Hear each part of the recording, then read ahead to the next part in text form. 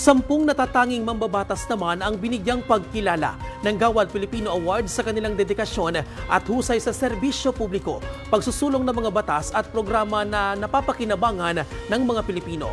Nanguna sa listahan si TGP Party List Representative Jose Teves Jr. na isang Bicolanong mambabatas mula sa lalawigan ng Catanduanes. Sinundan naman siya ni Quezon City 5th District Representative Patrick Michael Vargas, habang top 3 naman si Deputy Majority Leader at Tingog Party List Representative Jude Asidre na isa sa humahawak ng pinakamahalagang komite sa Kamara, ang Committee on Higher and Technical Education. Top 4 naman si Congresswoman Marivico Pilar ng 6th District ng Quezon City na nanguna sa pagsusulong ng mga panukalang magbibigay ng ligtas at komportabling tahanan para sa mga pamilyang Pilipino.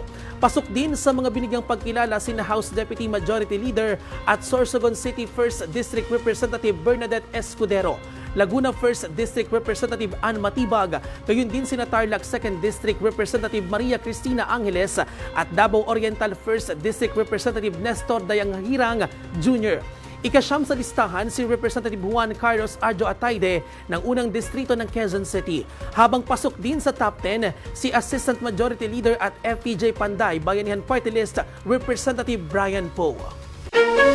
Ako po si Bien Manalo. Para maging updated, manatiling nakatutok sa Congress TV Digital at sa iba pa naming social media pages.